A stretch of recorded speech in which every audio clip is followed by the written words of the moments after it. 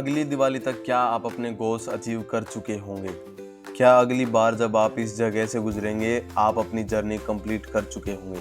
नमस्ते दोस्तों, मैं हूं विक्रम और आपका स्वागत है कॉन्वो कैटलिस्ट, जहां हम इंग्लिश सीखते हैं रियल लाइफ कनेक्शन के साथ, बोरिंग रूल्स के बिना। आज हम बात करने वाले हैं एक बड़ी ही इंटरेस्टिंग टेंस की, जिसका यूज़ लोग करते हैं बिना रियलाइज़ किए वो ग्रामर का पार्ट है। जब भी हम किसी एक्शन की बात करते हैं जो फ्यूचर में किसी पॉइंट तक कंप्लीट हो चुका होगा, तब यूज़ होती है फ्यूचर परफेक्ट टेंस। ये टेंस फ्यूचर का रोड मैप दिखाता है, जो काम फ्यूचर में किसी समय तक खत्म हो चुका होगा।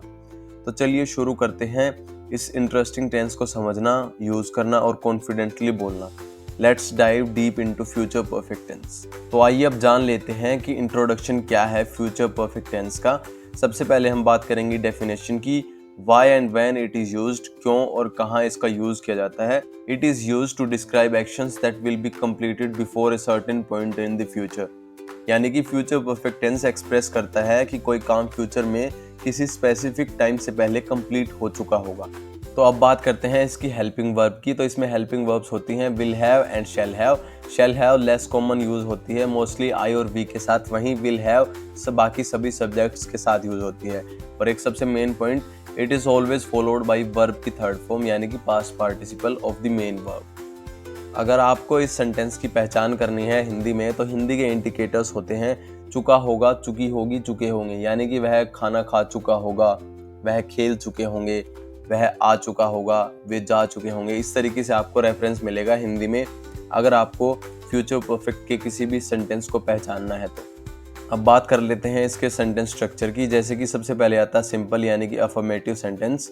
उसमें सबसे पहले आएगा सब्जेक्ट, उसके बाद शैल या विल, प्लस में हैव, प्लस वर्ब की थर्ड फॉर्म, प्लस ऑब्जेक्ट। वहीं नेगेटिव की बात करें तो सबसे पहले सब्जेक्ट, उसके बाद शैल विल, उसके बाद नोट ऐड कर देंगे, सेम जैसे कि हमने ऐड किया था फ्यूचर कंटिन्यूअस टेंस में। उसके बाद वर्ब की थर्ड फॉर्म और लास्ट में आएगा हमारा ऑब्जेक्ट। एग्जाम्पल देख लीजिए, he will not have left the office, यानी कि उन्होंने विल और हैव के बीच में नोट ऐड कर दिया। इंटेरोगेटिव की बात करें तो विल शैल पहले आएगा, उसके बाद सब्जेक्ट और उसके बाद में हम हैव यूज करेंगे। अब बात कर लेते हैं uses of future perfect tense. इसका यूज होता है to express actions that will be completed before a specific time in future, जो कि मैंने अभी आपको बताया था। उसके बाद में to talk about expected completion, commonly used with time expressions by tomorrow, before Monday, by the end of this week। इस तरीके से ये एग्जांपल्स हैं कुछ पॉजिटिव सेंटेंसेस के, आप देख सकते हैं।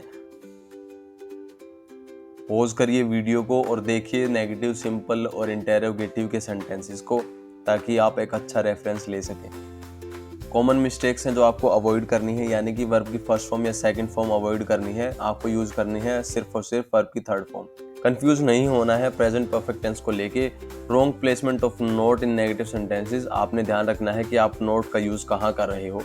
Mixing future continuous and future perfect tense, वो भी आपने ध्यान रखना है कि फ्यूचर कंटिन्यूअस टेंस में बी यूज होता है शैल और विल के साथ, वहीं फ्यूचर परफेक्ट टेंस में हमारा हैव यूज होता है शैल और विल के साथ। ये कुछ क्वेश्चंस है प्रैक्टिस के लिए, आपको इनका आंसर देना है कमेंट सेक्शन में। तो दोस्तों, फ्यूचर परफेक्ट टेंस आपने पूरी तरह सीख लिया है। इसे आप कॉन्फिडेंटली फ्यूचर के कंप्लीटेड एक्शंस के बारे में बात कर पाएंगे, चाहे इंटरव्यूज हो, राइटिंग असाइनमेंट्स हो या डेली इंग्लिश कन्वर्सेशंस। ये टेंस आपको एज देगा।